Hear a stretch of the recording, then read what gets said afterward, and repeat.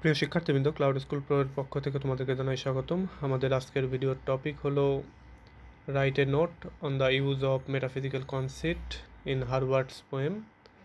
অর্থাৎ metaphysical poet Herbert যে কবিতাগুলি লিখেছেন সেই কবিতাগুলির ভেতরে যেই মেটাফিজিক্যাল কনসেপ্টগুলো রয়েছে সেগুলো নিয়ে আলোচনা করা। চলো শুরু করা যাক। তোমরা জানো যে কনসেপ্ট মূলত একটা ইলাবোরেট সিমিলি, এবং যেখানে মূলত দুইটা সম্পূর্ণ বিপরীত জিনিসের মধ্যে একটা কম্প্যারিজন করা হয়, এবং দুইটা সম্পূর্ণ যে বিপরীত যে দুইটা জিনিস সেটা হচ্ছে ফারফেস্ট হবে, ফ্যান্সিফুল হবে এবং হাইলি ইন্টেলেকচুয়াল হবে এই কনসেপ্টটা বা এই কম্প্যারিজনটা। এবং এইখানে অ্যানালজি অথবা মেটাফোর এগুলো থাকতে পারে, এবং এগুলো সব কিছু এক লজিক্যালি প্রেজেন্টেড হতে হবে, তাহলে সেটা কনসেপ্ট হবে। আশা করি তোমরা অলরেডি জানো যে দুই ধরনের কনসেপ্ট সাধারণত রয়েছে। একটা হচ্ছে পেত্রার্কান কনসেপ্ট, এবং যেটা মূলত ইটালিয়ান যে লাভ পোয়েট্রি সেগুলো থেকে এসেছে, বা ইটালিয়ান পোয়েট পেত্রাক তিনি যে কনসেপ্টগুলো রচনা করেছেন সেগুলোর থেকে পেত্রার্কান কনসেপ্ট। এবং এই কনসেপ্টটাতে মূলত কবি কম্পেয়ার করে একটা তার যে সাবজেক্টের ভেতরে যে যেই শব্দগুলো তিনি ইউজ করেন, বিশেষ করে রোজ, সান, তারপরে স্ট্যাচু এবং অন্যান্য যে সাবজেক্টগুলো আরও অবজেক্টগুলো তিনি নিয়ে আসেন সেগুলোকে তিনি কম্পেয়ার করেন অন্য কোনো একটা জিনিসের সঙ্গে। এটা যদি একটু বোঝাই এভাবে, যেমন ধরো স্কিন এর সঙ্গে স্কিন ইজ অ্যালাবাস্টার, তারপরে teeth are pearls, so on. যেমন দাঁতকে মুক্তোর সঙ্গে যে তুলনা করা হয়, এই যে দাঁতকে মুক্তোর সঙ্গে তুলনা করা হলো, এইটাকেই পার্টিকুলার একটা শব্দকে যখন একটা আরেকটা শব্দের সঙ্গে তুলনা করা হয় তখন সেটাকে বলা হচ্ছে যে পেত্রার্কান কনসেপ্ট। পেত্রার্কান কনসেপ্ট মূলত ওয়াইডলি ইউজড হতো এলিজাবেথান লাভ পোয়েট যারা রয়েছে এবং যারা সনেটিয়ার রয়েছে তারা এটাকে খুব ইউজ করতো। আর মেটাফিজিক্যাল যেই কনসেপ্টগুলি সেগুলো তোমরা জানো যে 17th সেঞ্চুরিতে খুব ইউজ করা হয়েছে, এবং এগুলো ইউজ করেছেন যারা তাদের মধ্যে সবচেয়ে বড় আর কি যে পোয়েট সেটা হচ্ছে জন ডান, তারপরে হারবার্ট রয়েছে এবং আরও অনেকেই রয়েছে। তো আমরা যদি এই জর্জ হারবার্টের যদি কবিতা পড়ি তাহলে এখানে অনেক কনসেপ্ট আমরা পাবো, এবং তিনি মূলত দুই ধরনের কনসেপ্টই ব্যবহার করেছেন। একটা হচ্ছে মেটাফিজিক্যাল কনসেপ্ট আর একটা হচ্ছে পেত্রার্কান যে কনসেপ্ট, সেই দুইটাই ব্যবহার করেছেন। তবে এখানে পেত্রার্কান যে কনসেপ্ট সেগুলো হচ্ছে সাধারণত যেহেতু শব্দকেন্দ্রিক, অর্থাৎ একটা দুইটা শব্দ, যেমন টিথ আর পার্লস অর্থাৎ দাঁতের সঙ্গে যে মুক্তোর যে তুলনা করা, এগুলো মূলত অর্ডিনারি লেভেলের এক কনসেপ্ট। কিন্তু জন ডান যেগুলো তার মেটাফিজিক্যাল পোয়েট্রির ক্ষেত্রে ইউজ করেছেন সেগুলো হচ্ছে একেবারে হাই লেভেলের যে কনসেপ্ট সেগুলো। এখানে আমরা যদি পেত্রার্কান কনসেপ্টের আরেকটু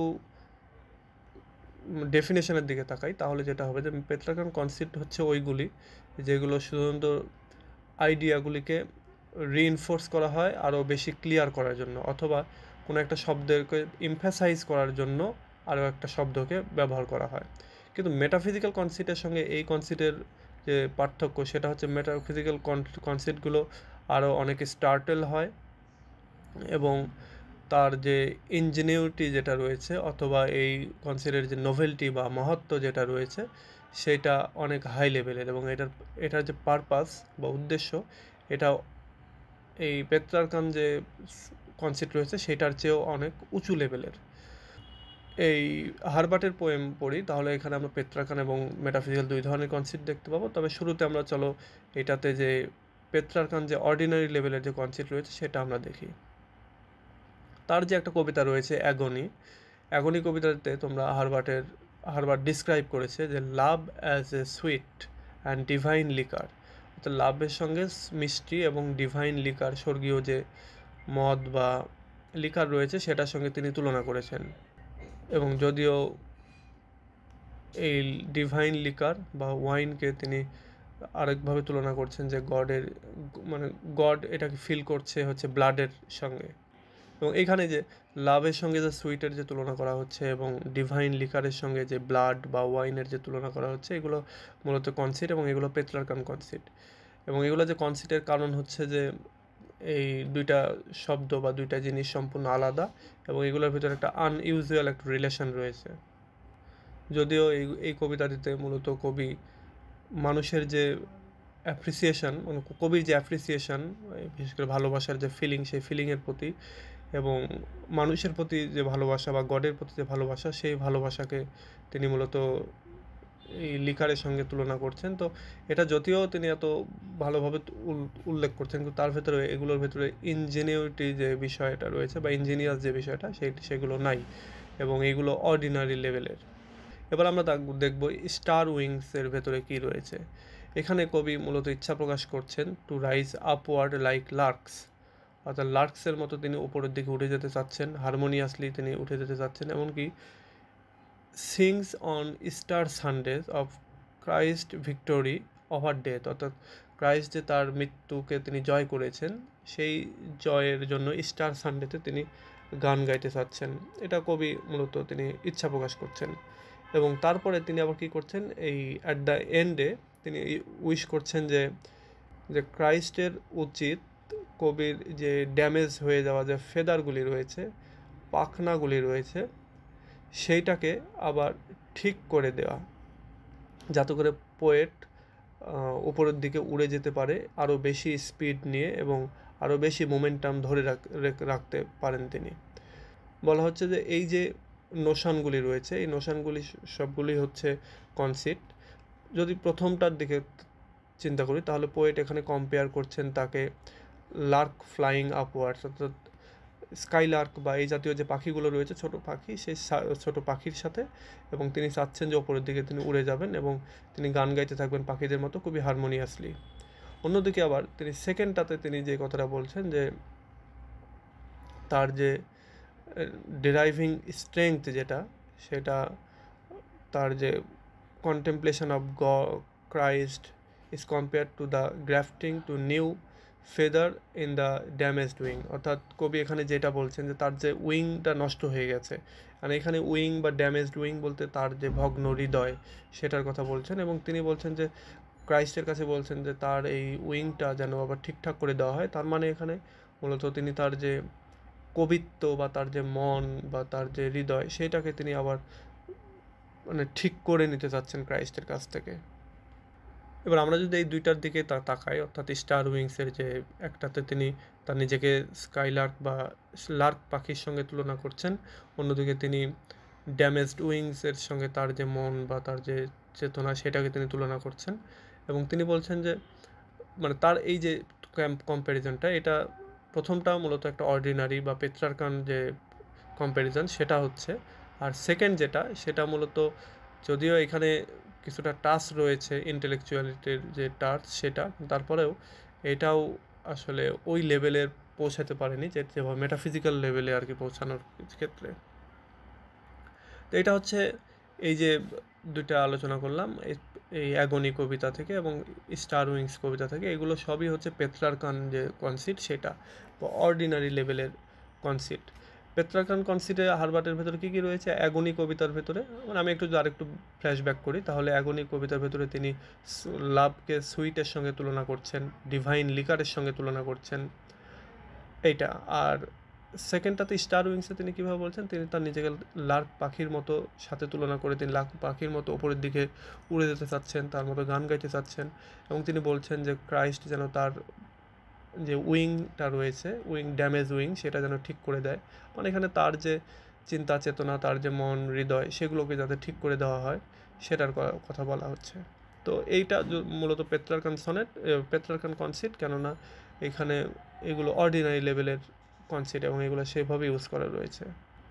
এবার আমরা যদি মেটাফিজিক্যাল কনসিটের ক্ষেত্রে চিন্তা করি, জর্জ হারবার্টের মেটাফিজিক্যাল পোয়েট্রি মূলত পাওয়া যায়, সেটা হচ্ছে তার একটা কবিতা রেডেমশন রয়েছে, সেই রেডেমশনের ভেতরে এই কবিতায় কবি কম্পেয়ার করেছেন তাকে একটা পোর টেনান্টের সঙ্গে।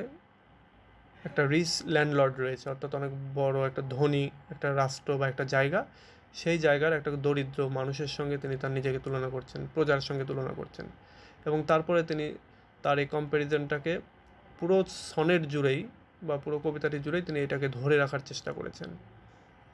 এখানে রিচ ল্যান্ডলর্ড যেটা, সেটা অবশ্যই এখানে তিনি রিচ ল্যান্ডলর্ড দিয়ে জেসাস ক্রাইস্টকে বোঝাচ্ছেন, এবং এই রিচ ল্যান্ডলর্ডের সামান্য একজন প্রজা কবি তার নিজেকে ওইভাবে আর কি উপস্থাপন করছেন। বলছেন যে হেভেন এবং কি এই যে আর্থ, তার ভেতরে এই দুইটা মিলে হচ্ছে একটা রিচ ল্যান্ডলর্ড, এবং এইখানে মূলত তিনি কবি নিজে একটা হচ্ছে সামান্য প্রজা। এবং ইভেনচুয়ালি টেনান্ট বা এখানকার যে প্রজা, সে তার ল্যান্ডলর্ড যেটা, সেই ল্যান্ডলর্ডকে খুঁজে পায় in the midst of noise and মার্থ, অর্থাৎ অনেক শব্দ আনন্দ এগুলোর ভেতরে তিনি খুঁজে পান মার্থ অফ থিপস অ্যান্ড মার্ডারার্স, অর্থাৎ থিপস এবং মার্ডারারদের যে শব্দ, চেঁচামেচি, চিৎকার, এগুলোর ভেতরে তিনি ল্যান্ডলর্ডকে খুঁজে পাচ্ছেন। And the landlord on seeing the tenants immediately says, এবং এই অবস্থায় ল্যান্ডলর্ড তার টেনান্টকে, তার প্রজাকে বা তার অধীনস্থকে দেখে ইমিডিয়েটলি সে বলছে, your suit is granted and then dies, তোমার যে আর্জি, তোমার যে শুট, এসইউআইটি শুট মানে হচ্ছে আর্জি বা মামলা বা মোকদ্দমা, বলেছে তোমার যে শুট, সেই শুটটা মূলত গ্রান্ট করা হলো এবং তারপরে তুমি মারা যাও। মানে এই যে এক কথায় তো মৃত্যুর আগেই তার যে আর্জিটা, সেই আর্জিটাকে মেনে নেওয়া হলো। এখানে আমরা দেখতে পাচ্ছি এক ধরনের পিকচার, সেই পিকচারটা হচ্ছে ক্রুসিফিকশনের যে পিকচার সেটা, এবং যেটা অবশ্যই ইমপ্লাই করছে একটা রিডেমশনের অফ এ ম্যান, অর্থাৎ একটা মানুষের যে অনুশোচনা, তারপরে নিজের প্রতি যে একটা, নিজের পাপের প্রতি যে একটা অনুশোচনা আসা, সেইটার আমরা একটা দৃশ্য দেখতে পাচ্ছি। এবং একই সঙ্গে এইখানে মূলত পোয়েট পার্টিকুলারলি তিনি তার নিজেকে গডের কাছে সঁপে দিচ্ছেন। এবং এই যে টোটাল যে কম্প্যারিজনটা, এইটা মূলত একটা খুবই ইঞ্জিনিয়াস, ফ্যান্টাস্টিক কোয়ালিটির, এবং এই কারণেই এটাকে বলা হচ্ছে মেটাফিজিক্যাল কনসেপ্ট। আমি যদি এইটাকে নিয়ে আরেকবার আলোচনা করি যে মেটাফিজিক্যাল কনসেপ্ট রিডিমশনের ভেতরে, রিডিমশন কবিতার ভেতরে কবি তার নিজেকে একজন টেনান্ট বা সামান্য প্রজার বা দরিদ্র প্রজারকে সাথে তুলনা করছেন, এবং তিনি বসবাস করেন একটা বিশাল ধনী ল্যান্ডলর্ডের আন্ডারে। এবং এখানে মূলত কবি তার টেনান্ট দিয়ে তার নিজেকে উপস্থাপন করছেন, এবং ল্যান্ডলর্ড দিয়ে তিনি জিসাস ক্রাইস্টকে উপস্থাপন করছেন বা গডকে উপস্থাপন করছেন। এবং এইখানে এটা প্রেজেন্ট করার পরে তিনি মূলত এখানে তার নিজের যে পাপ পঙ্কিলতা, সেটার জন্য তিনি অনুশোচনা করছেন, সমর্পণ করছেন গডের প্রতি, এবং গডও তাকে ক্ষমা করে দিচ্ছেন। এই যে বিষয়টা, এইখানে এই যে কম্প্যারিজনটা হচ্ছে টেনান্টের সঙ্গে কবির নিজের, বা জিসাস ক্রাইস্ট ল্যান্ডলর্ডের সঙ্গে জিসাস ক্রাইস্টের, এই পুরোটাকেই তিনি খুবই এলিগ্যান্ট ওয়েতে এটাকে উপস্থাপন করেছেন। সো এটা একটি মেটাফিজিক্যাল কনসেপ্ট।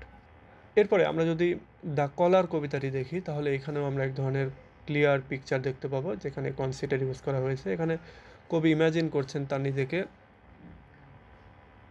একজন মানে ফ্রি হিসাবে, একটা রোড বা একটা রাস্তা যেরকম ফ্রি অনেক দূর পর্যন্ত চলে গিয়েছে, তো এরকম তিনি তার নিজেকে ফ্রি হিসাবেও কনসিডার করছেন। এমনকি লুজ অ্যাজ দ্য উইন্ড, এবং বাতাস যেরকম মুক্ত খোলা, এরকম নিজেকেও তিনি ওরকম মুক্ত খোলা হিসেবেও চিন্তা করছেন।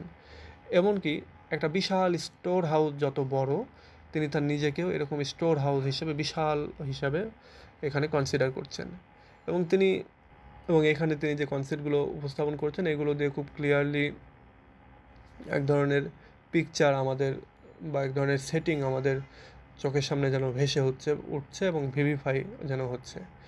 সো এই কনসেপ্টগুলো মূলত এইখানে এই কলারের ভেতরে যে কনসেপ্টটা রয়েছে, এটা মূলত একটা পেট্রার্কান কনসেপ্ট, আর আমরা শুধুমাত্র পাচ্ছি হচ্ছে রিডেমশনের ভেতরে এই মেটাফিজিক্যাল কনসেপ্টটা পাচ্ছি। সো সর্বোপরি যদি তোমাদের পরীক্ষা এরকমটা আসে যে discuss the concepts in Herbert's poem, অথবা metaphysical concepts in Herbert poem, তখন সেক্ষেত্রে তোমাদের এই পুরো কোশ্চেনটাই লিখতে হবে। অর্থাৎ প্রথমেই দিবা যেটা যে কনসেপ্ট কী, কনসেপ্ট দুই প্রকার, পেট্রার্কান এবং মেটাফিজিক্যাল। পেট্রার্কান কনসেপ্টের বৈশিষ্ট্য কী এবং মেটাফিজিক্যাল কনসেপ্টের বৈশিষ্ট্য কী, এবং এই দুইটার ভেতরে ডিফারেন্সটা কী। এবং এরপরে এই জর্জ হারবার্টের যে অ্যাগনি কবিতাটি রয়েছে সেখান থেকে তোমরা এই পেট্রাকান কনসিটের যে এক্সাম্পল সেটা পাবে।